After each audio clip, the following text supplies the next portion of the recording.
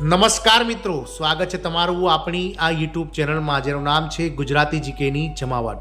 તો 8મા પગાર પંચને લઈ અને સરકાર દ્વારા જે છે તે મિત્રો મહત્વના અપડેટ્સ બહાર પાડવામાં આવ્યા છે.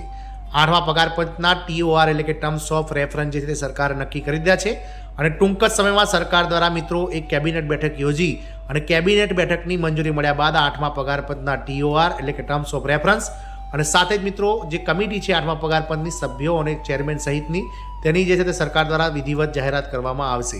મિત્રો હાલમાં જે અંગત સૂત્રો દ્વારા મળતી માહિતી અનુસાર જો 8મા પગાર પંચમાં ફિટમેન્ટ ફેક્ટર આટલું રાખવામાં આવશે તો સરકારી કર્મચારીઓની જે છે તે મિત્રો લાંબા સમયની જે પગાર વધારાની માંગ છે તે તો જાણીએ આજના વિડીયોમાં વિગતવાર કે ટર્મ્સ ઓફ રેફરન્સ જે છે તે મિત્રો સરકાર દ્વારા ફિટમેન્ટ ફેક્ટર તમામ બાબતોને લઈને હકારાત્મક નિર્ણય આવ્યા બાદ પટ્ટાવાળાથી લઈ અને મિત્રો ક્લાસ 1 ઓફિસરો જે છે મોટા એટલે કે અમલદારો જે કહી શકાય એટલે કે મિત્રો લેવલ 1 થી લઈને લેવલ 10ના જે કર્મચારીઓ છે તેમના પગારમાં કેટલો વધારો થશે વાસ્તવિક તેને લઈને વિડીયોમાં વિગતવાર ચર્ચા કરીશું.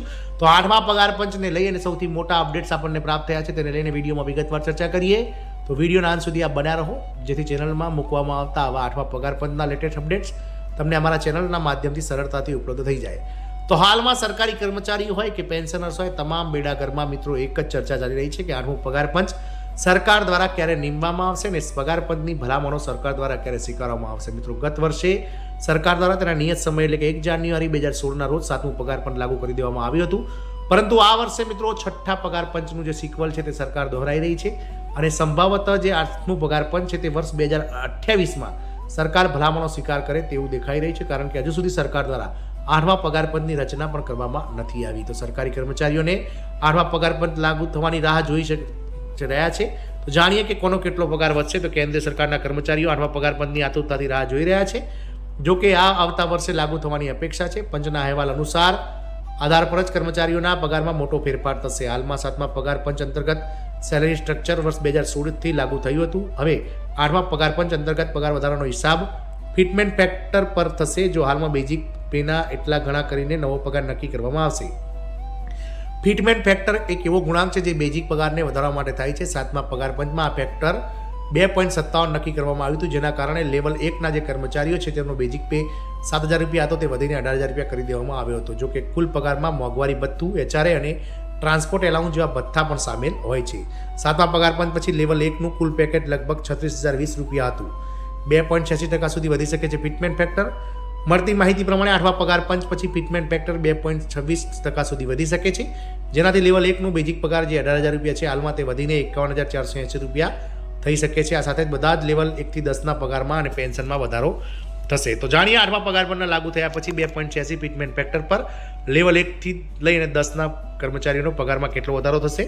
તો લેવલ 1 પર પટ્ટાવાળા, એટેન્ડન્ટ, સપોર્ટ સ્ટાફનો વર્તમાન બેઝિક પગાર 18,000 રૂપિયા છે, જેમાં લગભગ 33,480 રૂપિયાનો વધારો થઈ શકે છે બેઝિકમાં અને કુલ 51,480 રૂપિયા નવો બેઝિક લેવલ 1નો થઈ શકે છે. લેવલ 2 પર લોઅર ડિવિઝન ક્લાર્ક LDCનો વર્તમાન બેઝિક 19,900 રૂપિયા છે, જેમાં લગભગ 37,014 રૂપિયાનો વધારો થઈ અને 56,914 રૂપિયા નવો બેઝિક થઈ શકે છે. લેવલ 3 પર કોન્સ્ટેબલ સ્કિલ સ્ટાફનો વર્તમાન બેઝિક પે જે 21,700 રૂપિયા છે, જેમાં લગભગ 40,362 રૂપિયાનો વધારો થઈ શકે છે. નવો બેઝિક લેવલ 3 માટે 62,062 રૂપિયા બની શકે છે. લેવલ 4 પર ગ્રેડ ડી સ્ટેનોગ્રાફર જુનિયર ક્લાર્કનો સમાવેશ થાય છે, જેમનું બેઝિક પે 25,500 રૂપિયા, ગ્રેડ પે 2,400 રૂપિયા છે, જેમાં લગભગ 47,430 રૂપિયાનો વધારો થઈ શકે છે અને નવો બેઝિક 72,930 રૂપિયા થઈ શકે છે.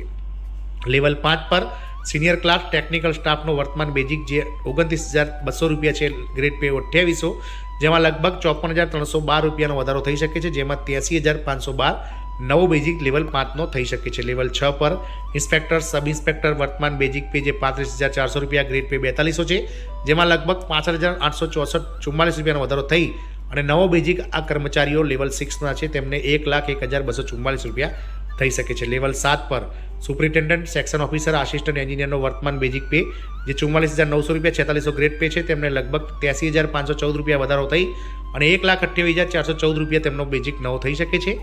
લેવલ 8 પર senior section officer, assistant audit વર્તમાનનો સમયનો બેઝિક પગાર 47,600 છે, જેનો 5600નો ગ્રેડ પે છે, જેમાં લગભગ 88,536 રૂપિયાનો વધારો થઈને 1,36,136 નવો બેઝિક લેવલ 8નો થઈ શકે.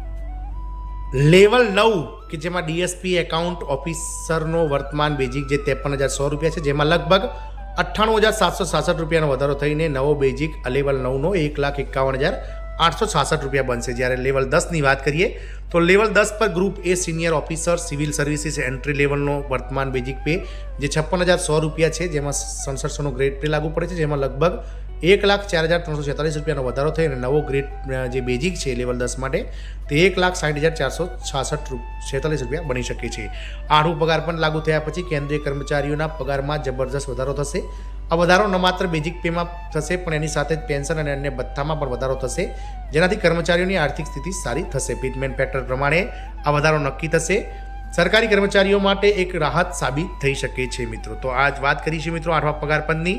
તો આઠમા પગાર પંચમાં આપણે જાણીએ તે પ્રમાણે લેવલ 1 થી લઈને લેવલ 10ના કર્મચારીઓનો જો 2.86 ફિટમેન્ટ પેટર્ન લાગુ કરવામાં આવે તો 34% કરતાં વધારે પગાર આ કર્મચારીઓનો હાલના પગારમાં વધારો થઈ શકે છે. જય હિન્દ, અસ્તુ.